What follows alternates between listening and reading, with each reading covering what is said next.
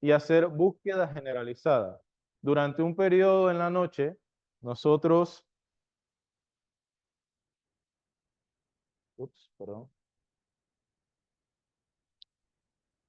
Durante periodos nocturnos, nosotros hacíamos caminatas en los lugares de mayor potencial de encuentro de las especies, que serían quebradas. Y durante esas caminatas teníamos dos situaciones. Una, cuando la serpiente se encontraba quieta, descansando en alguna rama, y otra cuando la serpiente estaba en movimiento. Nosotros necesitábamos generar información biológica, información de parámetros, fotográfica, entre otras cosas. Entonces, si la serpiente estaba quieta, nos permitía hacer todo eso y luego capturar el animal y procesarlo. Si la serpiente estaba en movimiento, nosotros teníamos que asegurar la muestra primero. Así que capturábamos y después hacíamos todo el proceso. Después que hacíamos todo este proceso de toma de datos, de información, de registros y fotografías, procedíamos a hacer extracción de tejido. Para eso, nosotros, en este caso, teníamos que sacrificar al animal y luego extraer un fragmento del hígado, ¿sí? Luego de eso, el fragmento era colocado en etanol y preservado para trabajarlo en el laboratorio. Nosotros teníamos que hacer un componente de biología molecular. Ese componente de biología molecular consistía en agarrar ese fragmento de, de tejido hepático y extraer el ADN que se encontraba en él. Entonces, una vez extraído el ADN, teníamos que amplificarlo utilizando la técnica de PCR, luego cuantificarlo y luego confirmar la cantidad de pares de bases que tenía esa muestra de ADN, y eso lo hacíamos a través del proceso conocido como electroforesis. Una vez confirmábamos que teníamos una muestra de calidad con ADN, procedimos, a enviar a Macrogen en Corea para hacer el proceso de secuenciación de ADN. Luego de toda esta gama de procedimientos, viene la parte de computación. Nosotros tuvimos que hacer un proceso de bioinformática donde utilizando programas como Genius, GenBank, MAF y IQ3, nosotros procesamos esas secuencias de ADN para obtener de la forwards y reverse, obtener una sola secuencia y luego alinearlas. Luego de hacer todo este proceso, entonces procedimos a hacer los árboles filogenéticos, que es lo que ven aquí, y luego a leerlo y procesarlo a través del programa FIC3. En cuanto a la morfometría y morfología de las serpientes, nosotros hicimos conteos de escamas. Obtuvimos datos cualitativos y cuantitativos. En este sentido, para que podamos entender bien, los cualitativos vendrían siendo manchas, coloración y este tipo de cosas, y los cuantitativos sería cantidad de escamas, cantidad de manchas en el dorso y este tipo de cosas. Entonces, para poder analizar esta información, tuvimos que en el programa R generar un análisis factorial de datos mixtos que nos permitía analizar ambos datos, tanto cuantitativos como cualitativos. Este estudio lo hicimos para determinar de toda esa información que sacamos, qué era lo relevante, qué era lo que nos iba a permitir a nosotros hacer deducciones y hacer generalizaciones. Luego de tener esa información, hicimos dos análisis de componentes principales con esa información que era la más relevante y la más descriptiva. El último de los trabajos que hicimos fue el modelamiento de distribución y de nicho ecológico. Para eso utilizamos el software Wallace, que va enlazado a RStudio. Utilizamos variables bioclimáticas descargadas de la plataforma de WorldClim.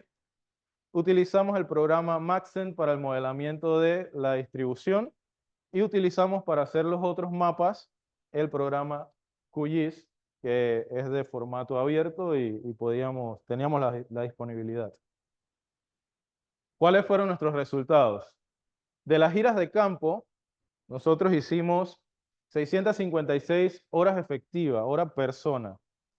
De esas 656 horas y 14 giras, nosotros obtuvimos 34 muestras, 34 individuos para la investigación. También hicimos un muestreo en plataformas digitales utilizando afiches y de eso tuvimos 40 registros y de esos 40 registros tuvimos 19 muestras que nos hicieron llegar la población en general, que incluimos nosotros al estudio. De este muestreo en plataformas digitales, en combinación con otros factores, nosotros pudimos realizar 2 publicaciones científicas en el transcurso de la investigación. Sumando ambas cosas, tuvimos 53 muestras y de las 53 muestras hicimos análisis de 2 genes, el 16S y el citocromo oxidasa 1. Esos 2 genes nos dieron en total 106 secuencias analizadas, que combinamos para hacer los árboles filogenéticos, los alineamientos y todo esto, con 330 secuencias descargadas de GenBank. Hicimos un muestreo adicional para el caso de las distribuciones y ubicar muestras en la plataforma GBIF. La plataforma GBIF es también una plataforma abierta que muestra información. Nos dio 2.298 registros, de los cuales 785 son muestras preservadas que están depositadas en alguna colección alrededor del mundo y el resto son muestras fotográficas que la gente sube a la plataforma iNaturalist. Luego de hacer todo este procedimiento, tuvimos este árbol filogenético, que es la mejor topología de todas las que tiró el sistema, el software, y vamos a verlo a más detalle. La topología que se ve en negro incluye todas las especies centroamericanas, excepto las que ocurren en Panamá. Vamos a ver este fragmento del árbol ampliado para que podamos analizar lo que tenemos. Esto que vemos en verde representa lo que autores anteriores conocían como Leptodeira rhombifera. Esto que ven aquí en verde está completamente separado a nivel molecular de Leptodeira rhombifera de Centroamérica, que está en esta ubicación del árbol. Eso quiere decir que molecularmente, a nivel de ADN, no son iguales. Las que ven acá representan la primera parte del análisis hecho de lo que llamaban otros autores Leptodeira ornata. Y acá, sorpresa, acá tenemos un grupo que representa Leptodeira, que nosotros hemos llamado afín a ornata, que está en el Pacífico Central de Costa Rica. Tenemos otro grupo, en este caso solamente una muestra, que llamamos Leptodeira afín a ornata, que se encuentra en Punta Burica, en Chiriquí. Y este gran grupo fue el que propuso Costa y sus colaboradores como una especie putativa nueva. Nosotros ampliamos el rango de muestra y adicional con las muestras que teníamos disponibles en GenBank, que algunas son del Círculo Herpetológico, otras son de acá del Museo Herpetológico de Chiriquí, complementamos y tenemos este clado, esta unidad taxonómica operativa, que nosotros estamos asignándole el nombre de Leptodeira SP1 con potencial a especie nueva. Tenemos esta otra sección del mapa que también representa parte de lo que antes llamaban Leptodeira ornata. En este caso, tenemos 2 unidades operativas taxonómicas moleculares. Una, la azul oscuro, que representa lo que nosotros conocemos en este caso o proponemos como Leptodeira SP2 de Chucantí y Nurra. Y esta celeste es Leptodeira SP2 también. No tenemos suficiente evidencia molecular para separarlos del centro de Panamá. Lo que ven en rosado acá es un complemento que respalda lo propuesto por Costa en el 2022 de mantener Leptodeira ornata como especie en el área de Darién, Asia, Colombia y Ecuador. Entonces nosotros tenemos también en el área de Cana y otras áreas, Piña, en Darién, Leptodeira ornata formalmente. Cuando analizamos la información morfológica, tuvimos que, como les dije hace un rato, descartar algunas de las características que nosotros inicialmente tomamos en cuenta. Para eso hicimos un análisis factorial de datos mixtos que nos va a dar cuánta contribución tiene para nuestro estudio cada una de las variables estudiadas. Entonces, de rojo a verde es mayor importancia a menor importancia para nuestro estudio. En este caso, las variables manchas dorsales, infralabiales izquierdas, subcaudales, ventrales, cantidad de escamas al medio cuerpo, cantidad de escamas en el último tercio del cuerpo y del primer tercio del cuerpo son las más relevantes. Así que empezamos a descartar cosas que no aportaban a nuestro análisis. Y realizamos entonces los PCA, los análisis de componentes principales. Este primer análisis incluimos todos los grupos que estábamos estudiando según lo que nos dijo el análisis filogenético, el árbol que vimos, y utilizamos los mismos colores para tener una secuencia. ¿Qué nos dice este primer PCA? Que esto verde que está aquí es absolutamente distinto, morfológicamente hablando, de todo esto que está acá. Y recuerdan el bloque grande en el árbol que era verde, pues es lo mismo. Esto representa Leptodeira afín a Leptodeira rombífera. Entonces, sabiendo esto, que es totalmente diferente a este grupo de acá, nosotros hicimos un segundo análisis de componentes principales y quitamos esto para poder analizar entonces los otros tres clados que teníamos. ¿Qué tenemos aquí?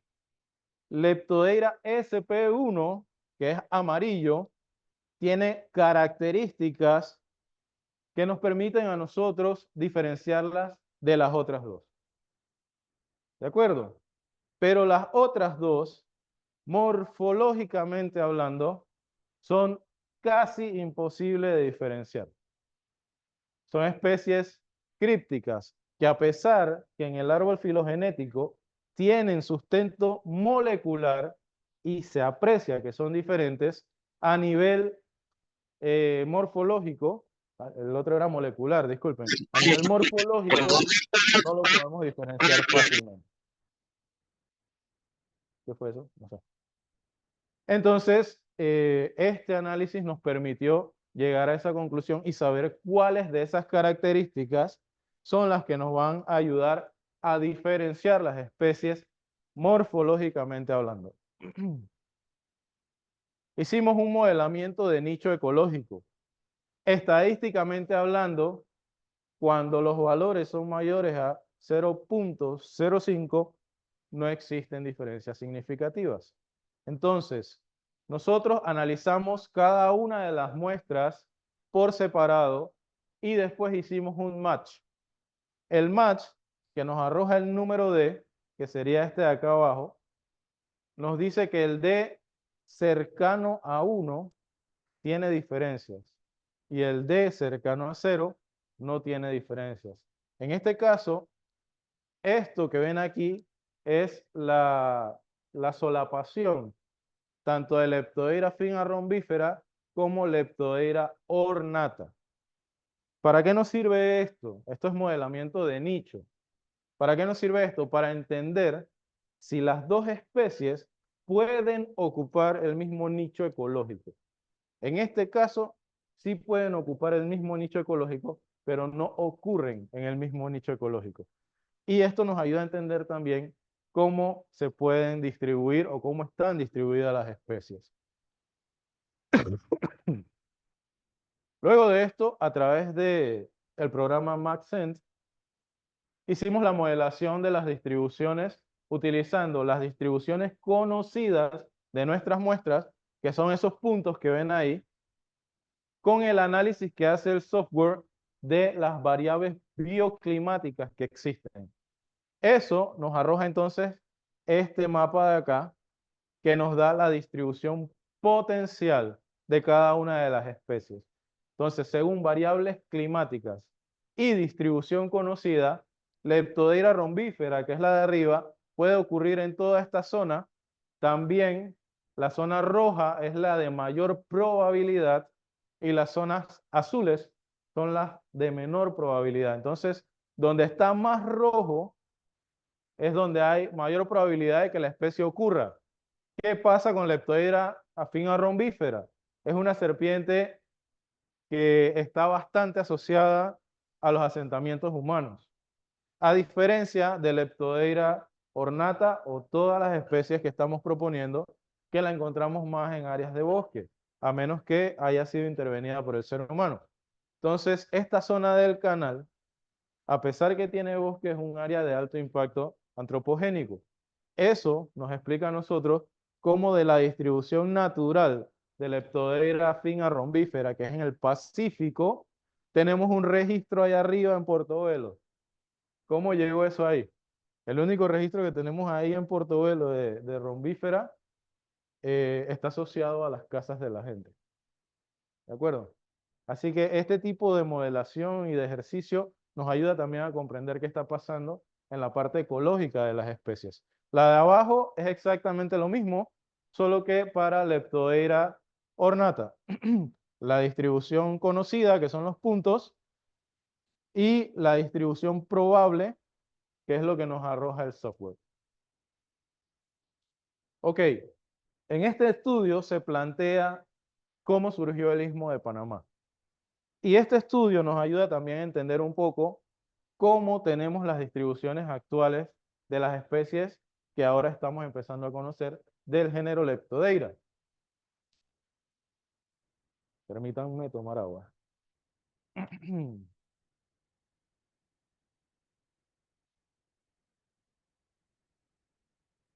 Estos autores, Montés y colaboradores, en el 2012 se crearon esta imagen para explicar cómo a lo largo de la evolución del Istmo de Panamá y su surgimiento, el istmo sufrió cambios, donde aumentaba el nivel del mar y bajaba el nivel del mar, y en ese aumentar y bajar se creaban puentes que conectaban parches de bosque o serranías o montañas, y se creaban esos puentes.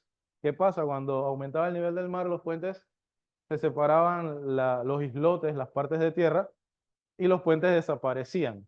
En este caso, ellos asignaron nombre a cada una de esas cuencas, del Chucunaque, de Atrato en el Chocó, la cuenca del Canal de Panamá, y de esa forma empezaron a dividir y analizar cómo hubieron esas fluctuaciones y cómo eso impactó en lo que tenemos hoy en día como biodiversidad. Entonces, aquí tenemos que analizar tres conceptos interesantes, que son vicarianza, dispersión y divergencia, que esto nos explica a nosotros cómo las especies pueden de un ancestro común empezar a diferenciarse y convertirse en nuevas especies y ocurrir entonces el término que nosotros conocemos como especiación.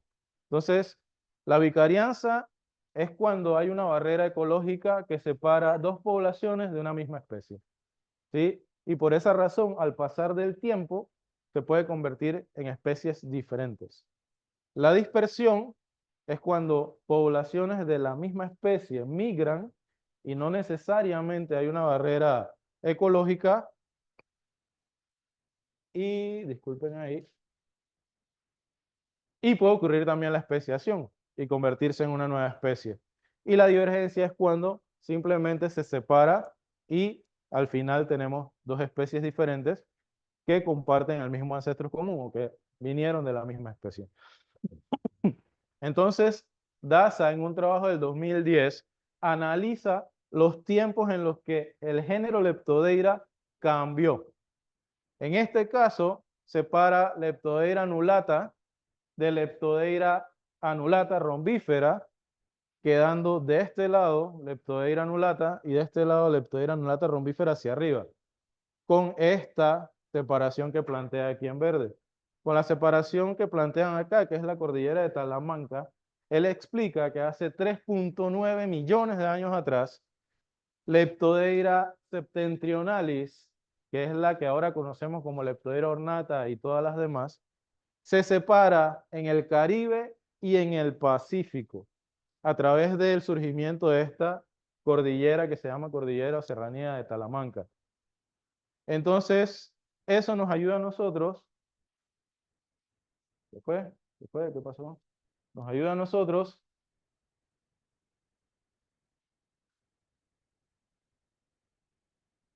a explicar esto que ven acá, que son las distribuciones conocidas en este trabajo para el grupo que antes se conocía como Leptodeira ornata.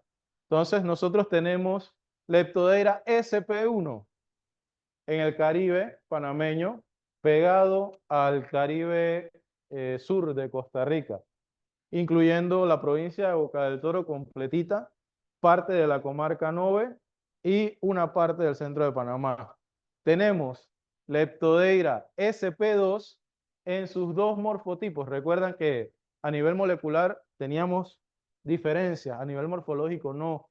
Entonces, todo esto que ven aquí es Leptodeira SP2, pero en dos variantes. Una que es Chucantinurra y la otra que está acá en el área central de Panamá. Y la otra que ven ahí es la Leptodeira ornata sensu stricto propuesta por Costa en el 2022 y que nosotros ampliamos con el muestreo que hicimos. Esas son las distribuciones que tenemos actualmente para las especies conocidas como Leptodeira ornata.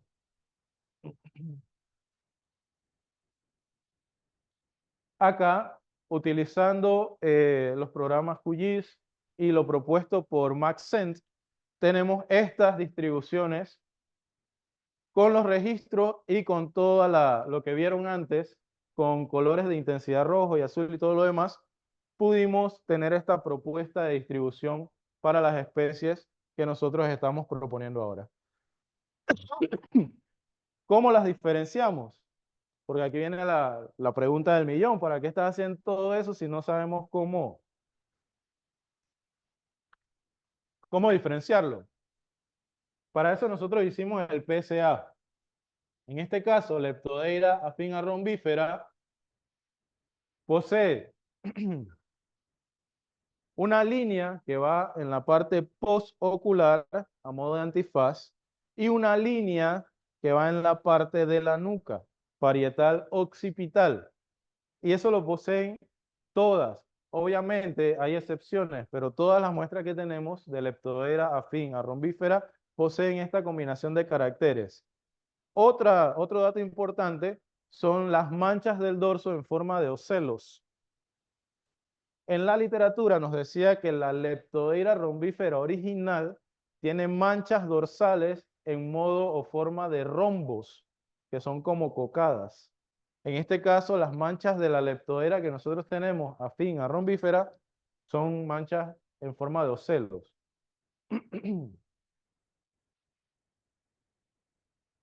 La Leptodeira ornata, que mantiene su estatus como especie, tiene la misma combinación. En este caso, la línea postocular a modo de antifaz.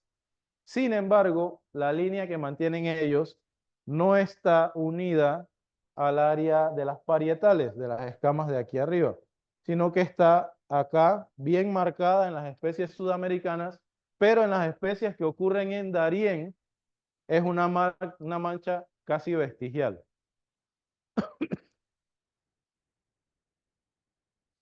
¿Qué pasa con las especies que proponemos nosotros como especies nuevas? Leptodeira SP1 no tiene manchas en la cabeza.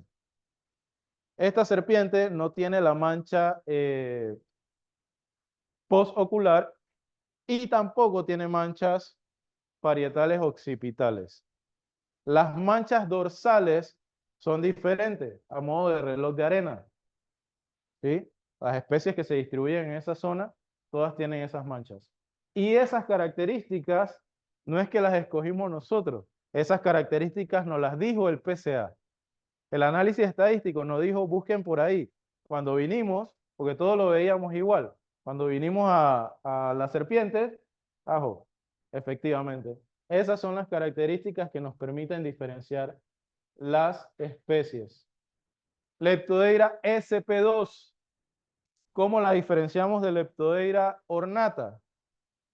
Tiene la línea postocular, sin embargo, no tiene ninguna línea, ninguna de las especies de los individuos que encontramos que representan a Leptodeira SP2 tiene esa línea parietal occipital.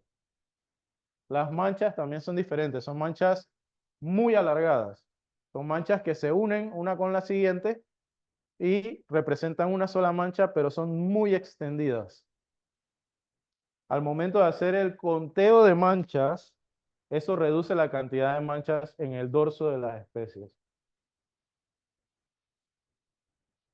Y por último, la Leptodeira SP2, pero del centro de Panamá. En este caso, también tiene la línea postocular y no tiene la línea parietal occipital, que eso lo diferencia tanto de Leptodeira ornata como de Leptodeira SP1, que no tiene ninguna de las dos manchas.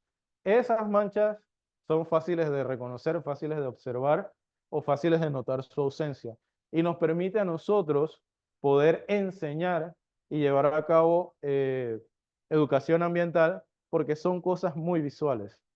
Son cosas que cualquier persona puede decir, ah, esta no tiene mancha, esta sí la tiene, entonces esto es esto y esto es lo otro.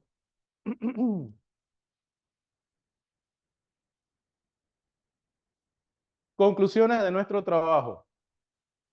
Nuestro trabajo representa el mayor estudio que se ha hecho para el género Leptodeira en nuestro país hasta la actualidad. Nosotros, en este sentido, estamos dilucidando el complejo conocido como Leptodeira ornata y estamos proponiendo una nueva organización taxonómica para el género Leptodeira en Panamá basado en taxonomía integrativa. ¿Sí? Nosotros estamos utilizando biología molecular a través del ADN, estamos utilizando biogeografía, estamos utilizando ecología y estamos utilizando morfología. Entonces, combinando todas esas características, nosotros estamos proponiendo una nueva organización taxonómica para el género Leptodeira en nuestro país. Leptodeira posee una población bien sustentada bajo ese nombre, que es lo que planteó Costa en el 2022, que va desde Darién hacia Sudamérica. Las otras especies que plantearon Costa y otros autores, y añadidas otras que nosotros analizamos, las estamos sugiriendo o proponiendo como nuevas especies bajo, en este momento, los nombres Leptodeira SP1 y Leptodeira SP2 con sus dos variaciones morfológicas. Mantenemos Leptodeira SP2, las dos variaciones morfológicas, como una especie endémica que ocurre solamente en Panamá. Compartimos Leptodeira ornata con Colombia y Ecuador y compartimos Leptodeira SP1 con Costa Rica y Leptodeira afín a ornata Punta Urica y Leptodeira afín a rombífera también con Costa Rica.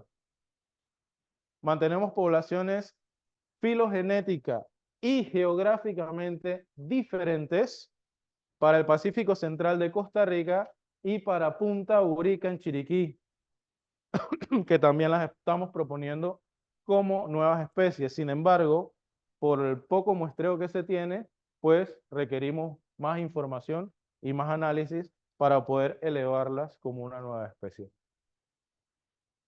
Esta es la clave taxonómica que estamos proponiendo para las especies del género Leptodeira en Panamá. ¿Sí? Como les mencioné hace un rato, Leptodeira rubricata se diferencia de todo el resto porque es roja. O sea, es un animal que visiblemente tú lo ves y es rojo y ya con eso lo diferencias del resto. No tienes que irte a los otros detalles. Entonces, en la clave, la primera característica es esa, coloración rojiza es esa especie y coloración marrón con manchas oscuras es cualquiera de las demás.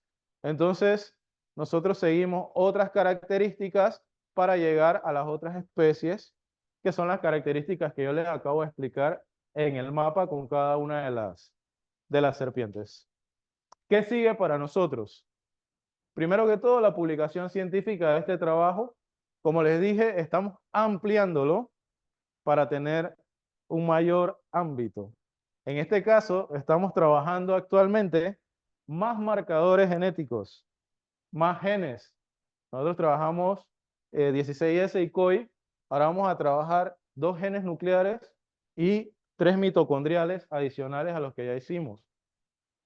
Estamos trabajando muestras que obtuvimos en Alemania, en República Checa, que provienen de Costa Rica y de Honduras para ampliar el trabajo que estamos haciendo y tener una publicación con mayor peso. Programas de educación ambiental, pues viene la segunda parte del proyecto. Este proyecto fue financiado por Senacid y viene la segunda parte del proyecto, que es la divulgación.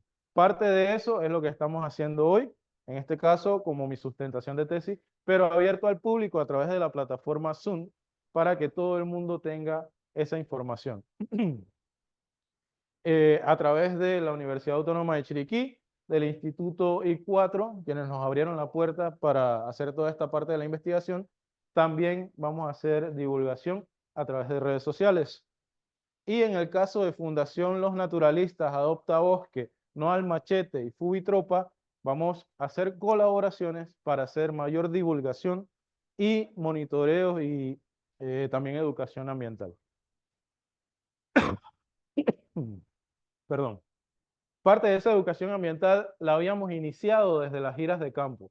Cada lugar donde nosotros íbamos, nosotros hacíamos charla con las personas que estaban en la localidad. En este caso, guardaparques. Este era el parque Omar Torrijos Herrera, en el Copé.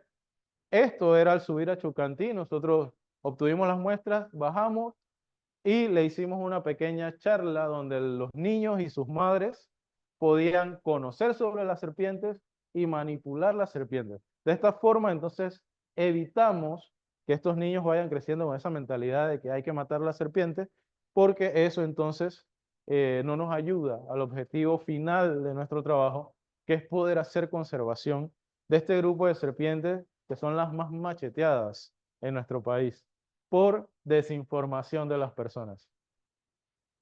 Estas son las publicaciones en la revista prestigiosa que tenemos aquí en la Universidad Autónoma de Chiriquí, que se llama Vida Natural. Necrofagia en Leptodeira rombífera, mantuvimos ese nombre en este momento, en Panamá, con la compañera Michelle Quiroz, y nidadas del género Leptodeira spp en Panamá, con una revisión bibliográfica profunda. En este caso somos más autores y también fue publicada en la revista Vida Natural de aquí de la Universidad Autónoma de Chiriquí. Otra cosa que tenemos que ampliar es la investigación en territorio insular. Nosotros tenemos mucha información del área continental, pero escasa información en el área de islas. Entonces tenemos que ampliar ese tipo de estudios. Agradecimientos a Senacid por financiar el proyecto, a Universidad Autónoma de Chiriquí, al Instituto I4, por permitirnos no solamente desarrollar la maestría, sino también la investigación, utilizar los laboratorios, equipos, a Fundación Los Naturalistas, porque ha apoyado esta investigación desde el inicio y continúa apoyándola con los procesos futuros. Por supuesto, al doctor Abel, que ha estado también desde el primer momento, al doctor Pino, que nos ayudó bastante en la parte de biología molecular aquí en el I4, al magíster Javier de León, al magíster Tomás Ríos, que han sacado de su tiempo para ayudarnos con la elaboración de este manuscrito que será la tesis. Oye, qué feo. Que será la tesis y el trabajo de graduación.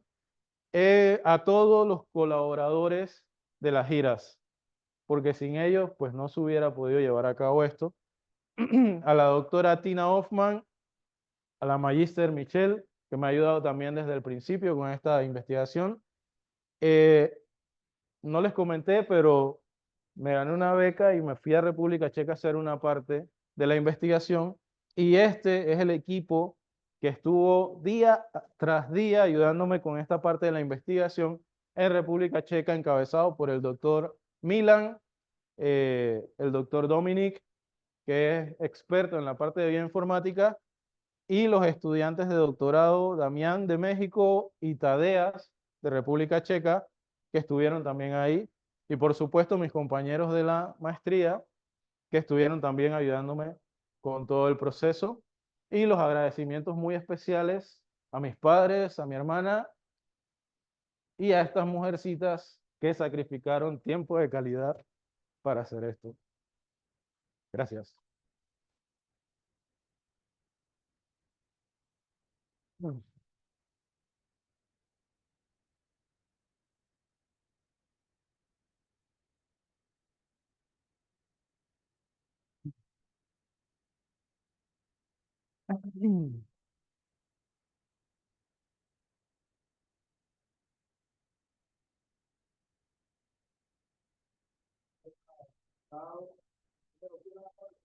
Felicidades a la organización de este curso de maestría por Vargas. Hicieron un paso hacia adelante, ¿no? A continuar y mejorar la calidad educativa, científica de la universidad. Pienso que es algo que se debe mantener y sé que es un trabajo arduo que se realiza porque llevan muchos temas administrativos. Pero bueno, aquí vemos parte de ese fruto. Ya Rogemí habló pues de algunas publicaciones que se han realizado y otras que vienen en revistas de alto impacto. Y bueno, felicidades Rogemí, yo sé que ha sido un esfuerzo muy grande, no mencionaste mucho lo de República Checa, pero es parte también del proyecto. Y 3 meses de estar fuera de la familia es complicado, no cualquiera lo hace. Felicidades por ese esfuerzo que has realizado. Eh, ya entrando en materia, en el tema del trabajo que nos estás presentando acá, tengo un par de preguntas. Te las voy a decir todas y después le doy oportunidad a los demás, a los otros colegas del jurado. Eh, allí mencionaste algo de ciencia ciudadana y en tu trabajo también uno de tus objetivos es generar una herramienta de ciencia ciudadana, pero te faltó hablarnos un poquito de eso en la presentación. Esa es una. La otra, en uno de tus resultados, hace referencia a los eventos de especiación, divergencia, vicarianza, dispersión, pero no me quedó claro cómo relacionas esos tres eventos con las especies que tú estás proponiendo, que de hecho es muy importante, ¿no? Para temas de conservación y aquí podríamos hablar mucho tiempo de eso. Y bueno, el otro era los artículos científicos que no lo había mencionado, pero lo mencionaste al final. Sería eso. Bueno, la parte de educación ambiental y ciencia ciudadana es una parte fundamental de cada uno de los proyectos que hacemos en el área científica. Porque, pues, si no llevamos esto a la sociedad civil, no hace sentido hacer ciencia. Entonces, nosotros, en lo que va de este proyecto, hemos cubierto esa parte involucrando a las comunidades, involucrando a la sociedad civil a través de herramientas virtuales principalmente, que son Instagram, WhatsApp, Facebook y este tipo de herramientas, eh, y utilizando afiches. Nosotros hemos utilizado durante la etapa de muestreo una serie de afiches que le dan información a las personas y le dan el medio para devolver información, para hacer retroalimentación. Y de esa forma nosotros pudimos obtener esos 40 registros de los que le hablé y de esos 40, las 19 muestras que nos hicieron llegar. A nosotros nos hicieron llegar muestras de serpiente incluso por encomiendas, que las hicieron llegar aquí la gente Uno Express o uno de estas encomiendas, bueno, las trajeron hasta acá, de Servientrega, creo que era. Entonces, de esta forma empezamos ese proceso de educación ambiental y ciencia ciudadana. También cada vez que visitamos comunidades, nosotros hicimos charlas y otra parte del proyecto que arranca de aquí en adelante es volver a esas comunidades y presentarles. ¿Se acuerdan cuando vinimos? Que ustedes nos ayudaron, nos apoyaron, nos dieron comida, nos dieron alojamiento. Este es el resultado. Y esto nos va a servir a nosotros a que eviten matar serpientes. Parte de los resultados de esta educación que hemos estado haciendo es que ya no nos llaman, ayúdame a identificar a esta serpiente que mató a mi vecino, sino, tenemos una serpiente en la casa, aquí está la foto, ¿qué hacemos? Es una diferencia abismal el hecho de que nos llamen y nos pregunten qué hacer antes de proceder a tratar de matar una serpiente. Y eso creo que es un resultado exitoso de esa parte de ciencia ciudadana.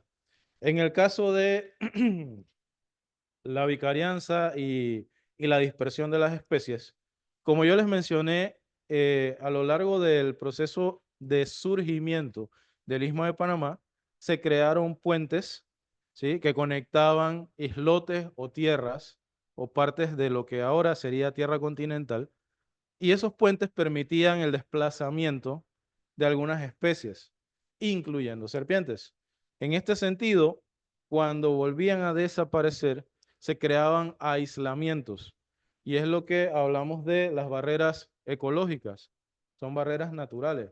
Puede ser un río, puede ser un lago que divide, puede ser una montaña. Es una barrera ecológica. Y esto nos ayuda a un proceso que se llama vicarianza, que separa dos poblaciones por una barrera ecológica. En este caso, la barrera de Talamanca, que es la que vimos acá en el área de, bueno, aquí en el área de Chiriquí, que divide el Caribe del Pacífico, es uno de los mejores ejemplos, ¿eh? Lo más fácil de ver. Esa barrera surgió y lo que quedó del lado del Caribe se fue convirtiendo a lo largo de los años, fue evolucionando, especiándose en lo que tenemos ahora nosotros como Leptodeira SP1, y se va metiendo hacia el área central de Panamá dependiendo de lo que permita esa barrera ecológica, ¿sí? Como cuando hicieron el canal no lo hicieron a través de la montaña, buscaron el lado donde la montaña dejó de ser montaña. Asimismo, también puede funcionar este tipo de dispersiones y especiaciones. En este caso, pues ese es el mejor ejemplo. No sé si eso contesta un poco la pregunta. Vicarianza. La vicarianza de la SPU. Correcto. En ese caso sí sería una vicarianza porque apareció una barrera ecológica, que sería en este caso la cordillera esa de Talamanca, y separó lo que se conocía como Leptodeira septentrionalis en Caribe y Pacífico. Y empezaron a ocurrir entonces esa divergencia entre las dos especies. De dispersión, la central. La Leptodeira SP2, porque en este caso hay un área central donde no existen este tipo de barreras ecológicas, ¿sí? En el caso de la serpiente, un río no representa una barrera ecológica que va a aislar las poblaciones, pero las serpientes pueden nadar. ¿Me explico? Para especies que no pueden nadar, un río sí representaría. En este caso, el Canal de Panamá no nos representa una barrera ecológica formal y estas especies entonces empezaron a separarse, la misma población empezó a separarse y como pueden ver, nosotros no la estamos nombrando SP2 y SP3 porque no tenemos suficiente diferencia entre ambas poblaciones, pero sí se percibe que se están separando, en este caso, de esa forma, de esa divergencia.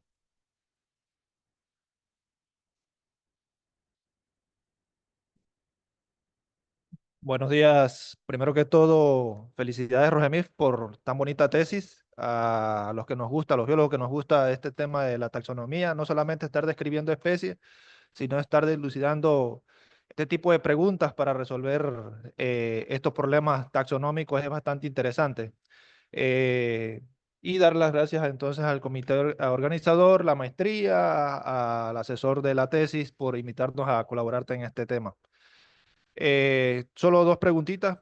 Y bueno, felicitarte por el trabajo. Si en los análisis que hiciste te sorprendió alguna especie en relación a su análisis filogenético y las otras variables que tomaste en cuenta. Eh, Mencionaste que ibas a hacer otros análisis genéticos, ¿verdad? Más a fondo, eso para dilucidar con qué objetivo, ¿verdad? Y las variables ambientales que estudiaste, climáticas que estudiaste, ¿hay algún tipo de afinidad con esas variables climáticas en la dispersión de estas especies? Muchas gracias, profesor. Primero, gracias por su tiempo también. Perdón. Eh, Sorpresa, pues, obviamente. No esperábamos que tuviéramos tanto. Esperábamos solo uno. Ahí tenemos dos, tal vez tres. Eso sí nos sorprendió bastante y es bastante interesante. Eh, ¿Qué vamos a hacer al analizar más muestras? Como planteé en el mapa, tenemos dos poblaciones muy interesantes, una en Punta Burica, que está aislado ahí abajo, y tenemos una en el Pacífico de Costa Rica. Cuando se planteó el análisis taxonómico por Costa hace algunos años, él planteó que todo eso era una sola cosa. Entonces, con nuestro estudio nos dimos cuenta que molecularmente hablando y geográficamente hablando son dos cosas diferentes, ¿sí? En realidad son tres cosas diferentes y necesitamos ampliar un poco. Por eso, pues recibimos la colaboración de el doctor Gunther Kohler en Alemania, del doctor Milan en República Checa y de Lucas, el doctor Lucas también ahí en Praga, que nos facilitaron muestras de serpientes tanto de Costa Rica como de Honduras. Entonces estamos ampliando esos análisis para determinar qué es lo que realmente está pasando en esa zona Pacífico con esas especies. Así que esa es la idea, poder ampliar y poder dilucidar también un poquito más allá de Panamá.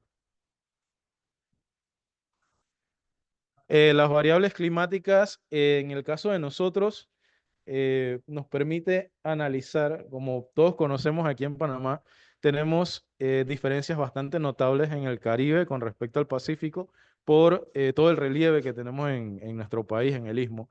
Entonces, esas variables nos permiten conocer cuáles son los sitios donde se pueden distribuir las especies. En el caso de las del género, perdón, las especies ornata, que ahora son varias cosas, sí pueden ocurrir en nichos similares según las variables, pero no están ocurriendo en nichos similares por las otras cuestiones de barreras ecológicas y este tipo de cosas.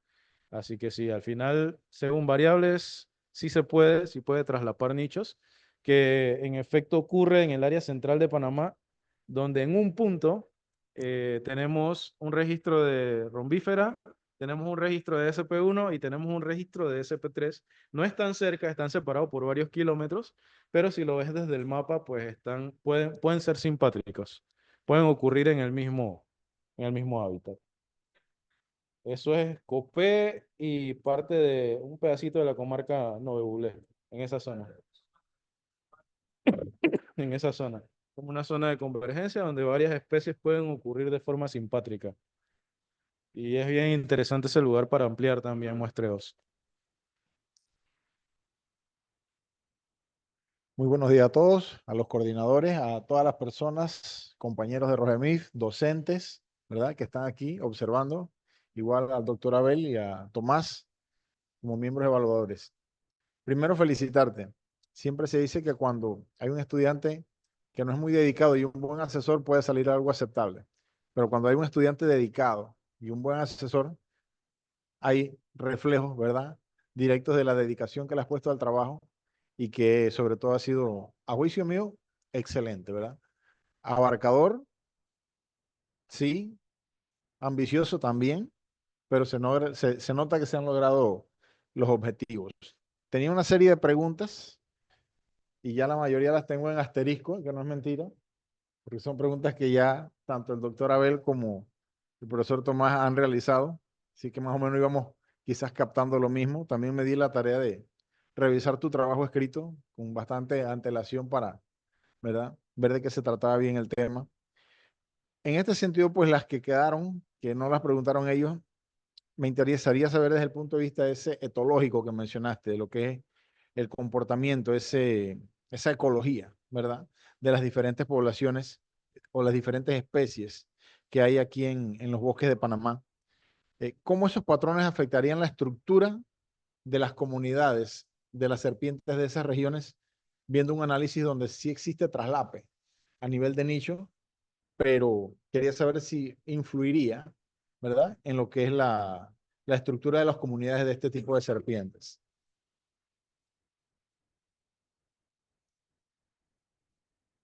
Ok, gracias por las bonitas palabras, primero.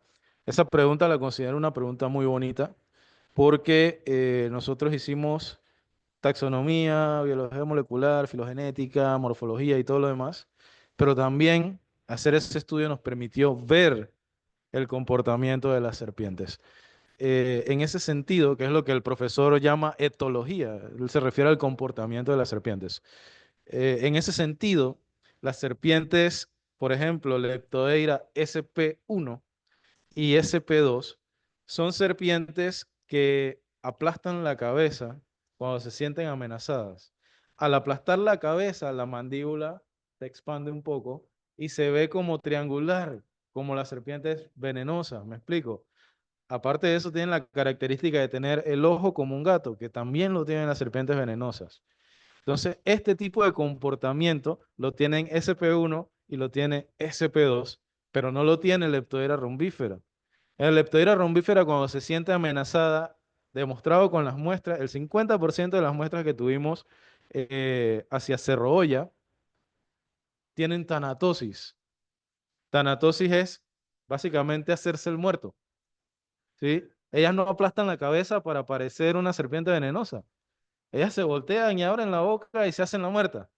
Entonces tienen una estrategia defensiva distinta que nos permite a nosotros a nivel de etología también diferenciar estos grupos de serpientes. Y como eso mucho más, tenemos las nidadas, que ya lo publicamos en la revista, y tenemos algunas otras características etológicas. Por ejemplo, Leptodeira rombífera está asociada a casas.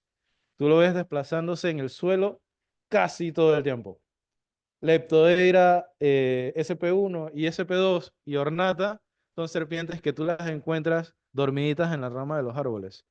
También las puedes encontrar desplazándose, pero en su mayoría del tiempo están en las ramas de los árboles. Leptodeira rombífera o afín a rombífera siempre está metida debajo de cosas o desplazándose en el suelo. Eso también es parte de la etología y de la ecología de estos grupos de serpientes y es muy bonito. Eso también hay que ampliarlo un poco más y ese es un estudio ya de observación, de estar en campo y observar qué pasa y cómo funciona la ecología de estos grupos de serpientes. Generalmente se hace taxonomía tradicional, Y también no se hace compra taxonomía molecular, y muchas veces, en vez de aclarar, lo que hace es que surgen más dudas. Perdón. Porque a nivel morfológico se pueden agrupar muchos organismos por su parecido.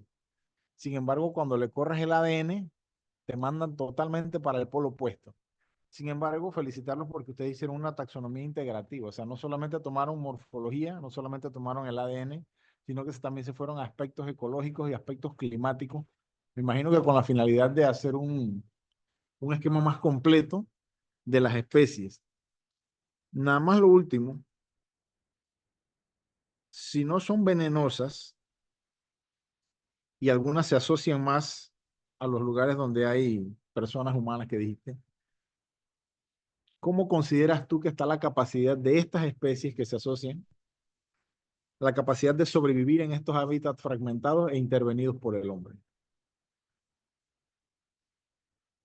Ok, en ese sentido, pues obviamente tenemos que ampliar mayores estudios, pero la serpiente que tenemos asociada a hábitats fragmentados por el hombre y ciudades es la Leptodeira rombífera, que está en el Pacífico del país, ¿sí? Y la encontramos, qué sé yo, en Betania, en el centro de la ciudad de Panamá.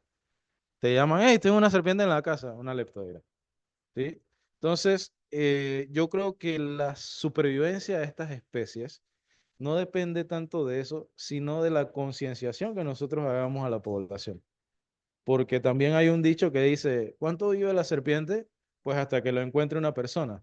¿Me explico? Porque las personas tienen esa mentalidad de serpiente vista, serpiente muerta. Entonces, este tipo de estudios nos ayuda a tener evidencia para poder llegar a la población y decirle, ven acá, por esto y esto, esta serpiente no representa ningún tipo de riesgo para ti y de hecho son controladores de animales que pueden ser vectores de otras cosas que te pueden ocasionar a ti una enfermedad, de plagas, ¿sí?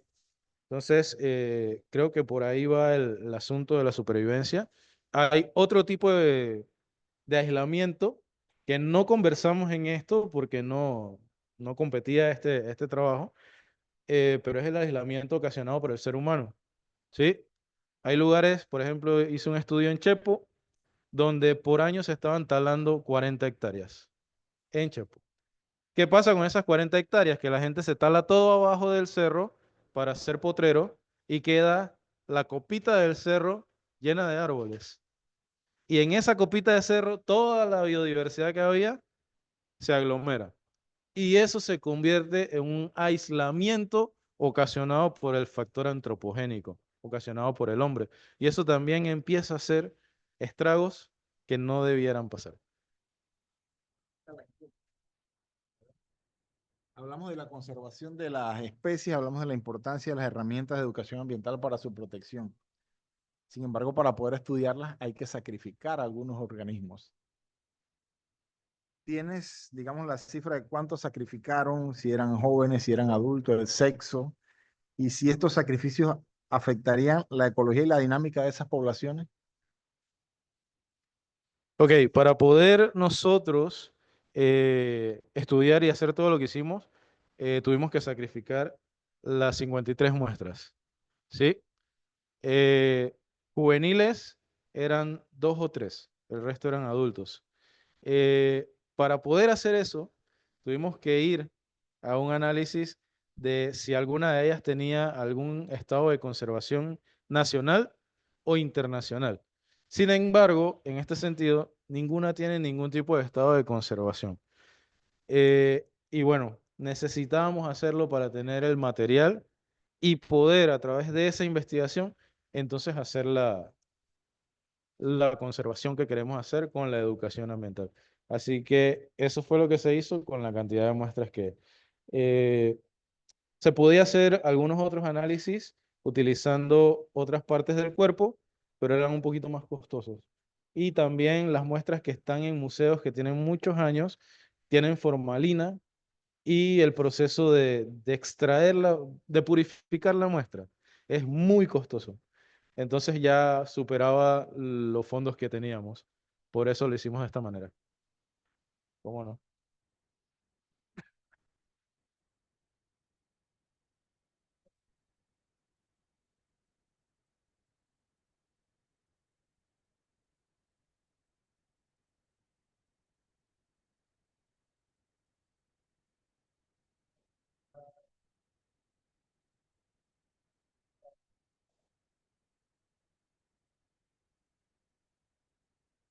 Ok. En la dieta, no mucha información, la verdad. Es complicado. La mayoría de esos registros son fortuitos y hay que dedicarle muchas más horas de campo para esa observación. Entonces, ese tipo de registros no tanto. Sí tenemos un grupo de serpientes que están en el Pacífico, en Darién, que pertenecen a lo que conocemos como Leptodeira ornata, que son bastante más grandes de lo normal. Y en el área de hacia Cerro Olla, ya en el oeste, de lo que llamamos Leptodeira fin arrombífera, que son también bastante más grandes de lo normal, de lo que estamos usualmente acostumbrados a ver.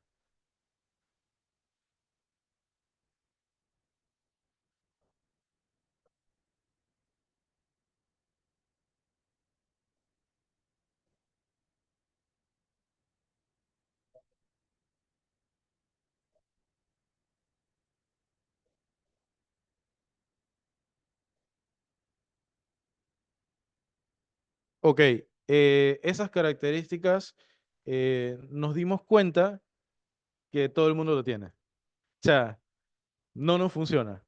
Y al hacer el análisis estadístico, el análisis estadístico lo descartó. Entonces no pudimos utilizar eso. La única que sí pudimos utilizar que Barrios Amorós menciona en su trabajo es la escama presubocular, que es una escamita que tienen aquí adelante, y eso es la clave para diferenciar Leptodeira rombífera o afín a rombífera de Centroamérica con lo que se conoce como Leptodeira anulata de Sudamérica. Leptodeira anulata de Sudamérica no la tiene. Y todas las de Centroamérica sí la tienen. Entonces, esa característica sí, el resto no.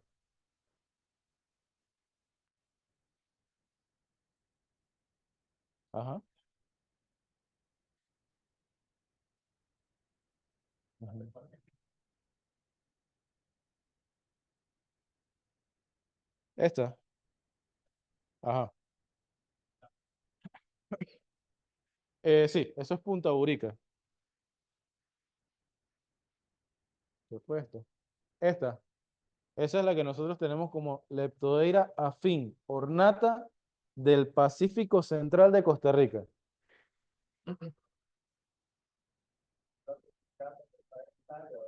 Rubricata está en esta zona. En Panamá existe una muestra y no tenemos acceso a ADN porque no tienen muestras de ADN. Entonces existe una muestra de ADN de Costa Rica. Bueno, Abel tiene fotos de una que él encontró y el resto de registros son fotográficos de la plataforma iNaturalis de Leptodeira rombífera. Ese es un estudio que hay que ampliar porque hay autores que dicen que eso es una variación morfológica de Leptodeira rombífera, pero como no tenemos información, no podemos decir sí o no. Entonces decidimos ser conservadores y mantenerlo.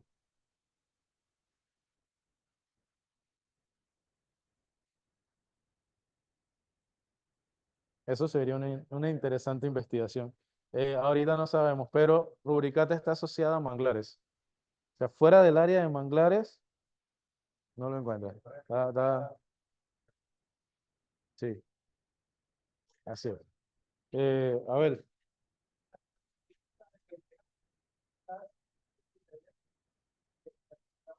un par de muestras de por allá.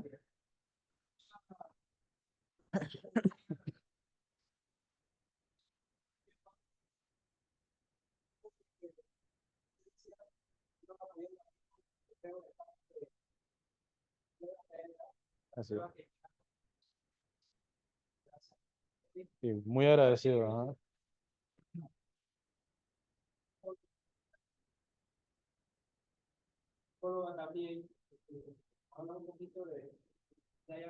Ok.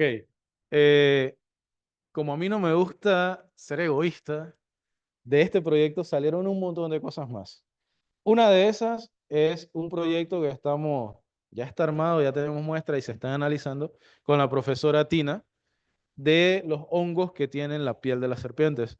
Todo ese montón de serpientes que ustedes vieron y las que no vieron porque eran otras especies, nosotros les hicimos hisopado y nos trajimos las muestras y la profesora Tina, con colaboración de mi amiga que está por allá y otras más, están haciendo los análisis para determinar qué tipo de levaduras y qué tipo de hongos alojan la piel de las serpientes para ver cómo funcionan ellos como dispersores de este tipo de organismos en el ambiente y otras cosas más. Porque también podemos encontrar hongos que produzcan enfermedades a la serpiente, a los seres humanos, hongos como, bueno, en este caso no va a ser el flagelado que afectó a los anfibios, pero también puede ser ese tipo de hongos que producen ese tipo de enfermedades. Así que tenemos algunos proyectitos por ahí que surgieron a partir de este proyecto original.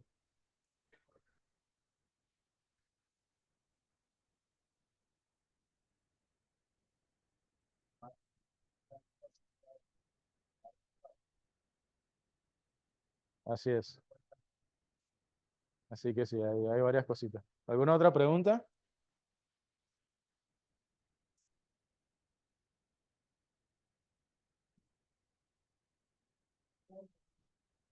Súper. Pero acá, ¿qué tal el micrófono?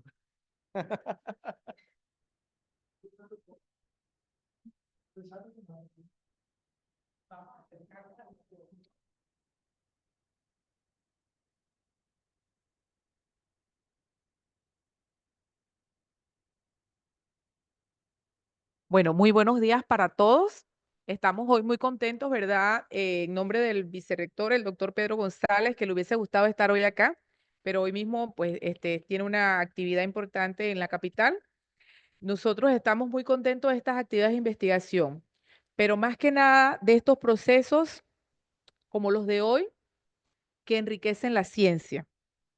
¿En qué sentido? Tenemos especialistas. En el día de ayer nos encontrábamos, bueno, conversando con el doctor Abel y me dice, hay otro serpentólogo. Viendo el tipo de producción que ustedes hacen y Rogemit, siempre veía tu nombre, pero no te conocía. Hasta ayer lo conocí. Y se nota y se observa la pasión por el conocimiento, por estar metido en esto de hacer ciencia. Le escuché en su interpretación de su sustentación de tesis, aspectos como, mira cómo vamos cambiando con el tema de la serpiente en educación ciudadana. A veces nosotros pensamos que, y a veces la falta de conocimiento de las personas que no están conectadas un poco acá y que no es obligante, pero que sí les permea el conocimiento, es que lo que hacen ciencia, ¿a dónde llega? Y tú decías en tu sustentación que ya están habiendo cambios. Esos cambios que para otros observadores no es perceptible. Las personas tienden a eliminar cualquier especie que la considere peligrosa y alteran los ecosistemas. Entonces nosotros tenemos aquí dos investigadores, el doctor Abel, que cuida a la serpiente, y también tenemos al doctor Aristides Quintero, que extrae el veneno de la serpiente.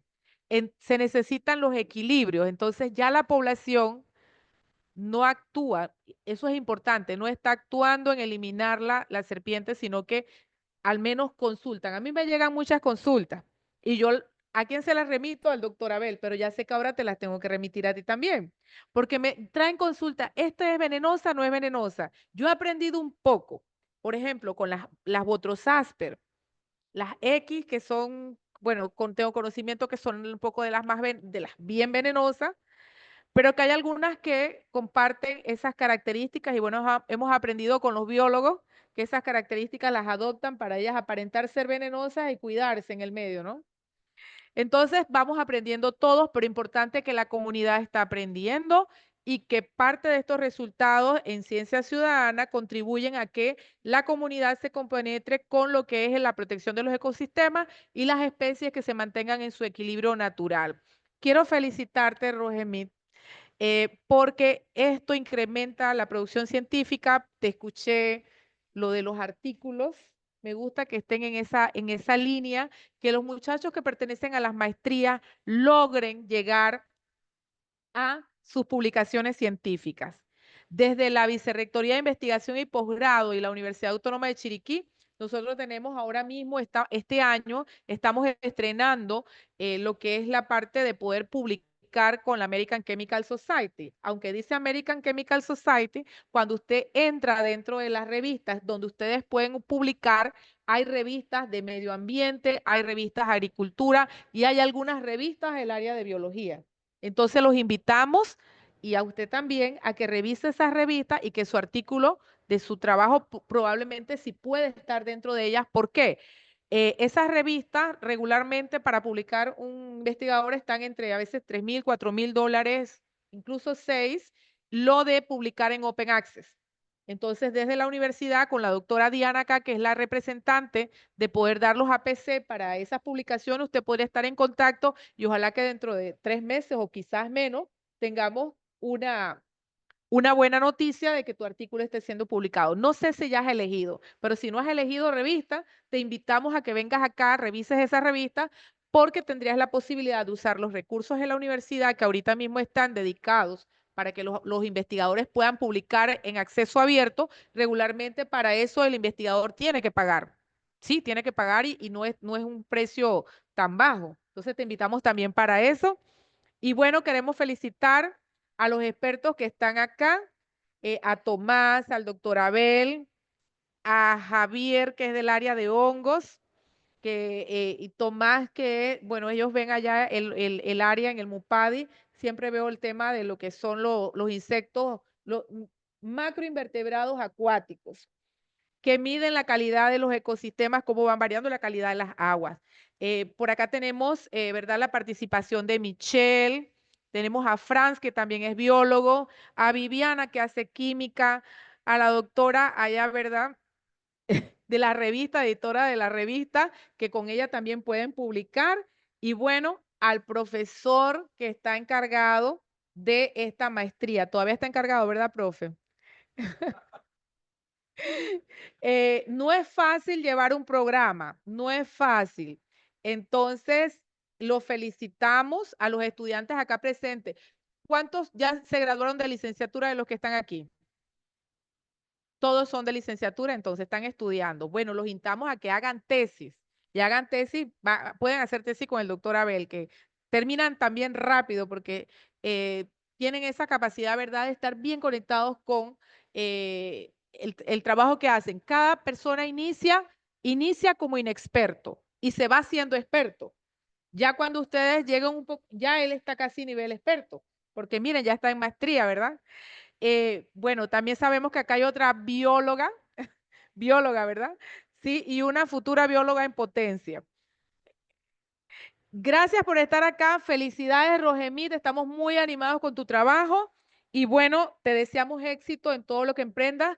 Queremos conocer que tú eh, vayas a ese camino del doctorado.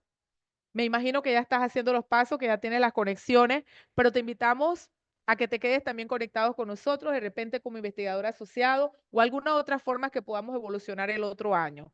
El otro año queremos meterle mucho a lo que es la carrera del investigador. Y si lo logramos, créeme que usted va a ser con esta productividad científica que tiene tomado en cuenta. Pero mientras tanto, arreglemos todas las cosas que ese conectado con nosotros lo podemos tener como asociado.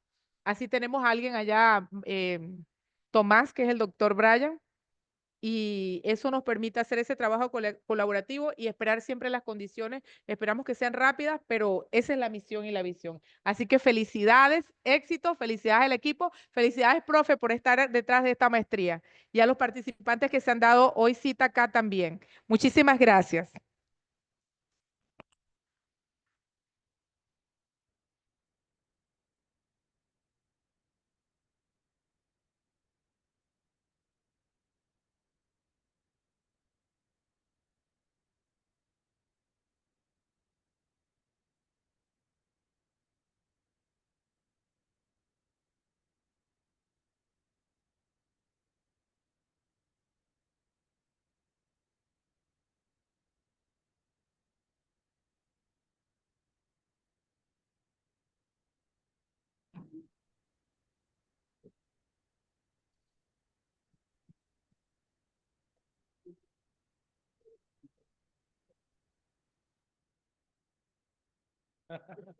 Es evidente el trabajo que ha hecho Rogemif y que ha estado, ¿no?, participando y colaborando con otros investigadores. Yo creo que es un modelo de lo que queremos ahora, en donde se quiere una colaboración interdisciplinaria y un trabajo de tesis.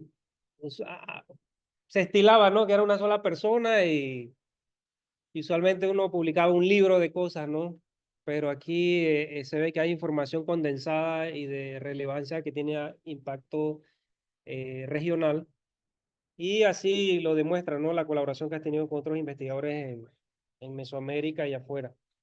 Después de discutir los puntajes sobre el trabajo escrito, el trabajo oral que nos acaba de presentar y el dominio de la especialidad, el comité evaluador te ha dado una puntuación de 100% del total que se requiere para el trabajo que has presentado. Así que felicidades.